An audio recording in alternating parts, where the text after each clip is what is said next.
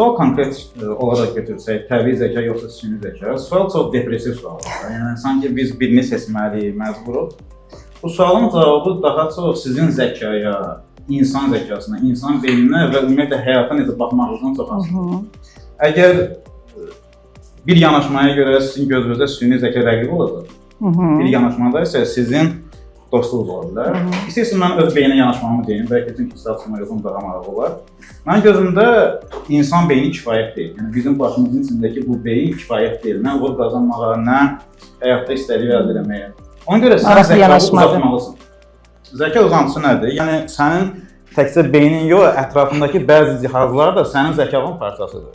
Yəni, misal, mən deyək, soruşsan ki, burada kimdənsə ki, 582-ni 646-ya vura bilərsən, deyəcək yox. Amma vura bilərsən də 2 saniyəyə sənin təzə bəldən ezbin var, telefon. O sənin zəkanın uzantısıdır, şərt deyir ki, başının içində olsun. Və ya götürək jurnal, bəzən oturursan, qələmlə nəsə yazırsan, lakin mənim dayaqsında.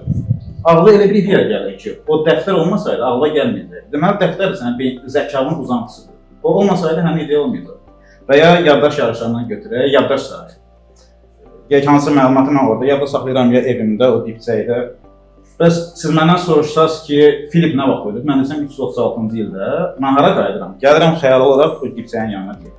İndi o dipçək mənim zəkamın parçasıdır, yoxsa yox? Fizik olaraq mənim başımın içində deyil. Amma zəkamın parçasıdır, zəkamın uzantısıdır. Və ya brainstorming qrupları götürək. Deyək ki, 5 nəfərin içində söhbət edirsən, elə qruplar olur ki, orada sən danışanda, hətta boş-boş danışsan, bir üzr istəyirəm, təzə ideya gəlir, yaradıcı ideya gəlir. Amma başqa insanlarla o olmur. İndi biz deyə bilərik ki, o 5 nəfərin toplusudur, yoxsa zəkamın uzantısıdır. Süni zəkaya o gözlə baxmaq lazımdır mənim fikrimdə. Maraqlı yanaşmadır. O mənim zəkamı uzadır. Zəkamı hansı hissə də uzadır? Beynimin zəif olduğu yerdə. İnsan beyni yaradıcılığında problem yoxdur. Amma zəif olduğu nöqtə nədir? Qərar vermə. Biz qərar vermədən defisitimiz var. İnsan var 20 ildə qərar verə bilmir.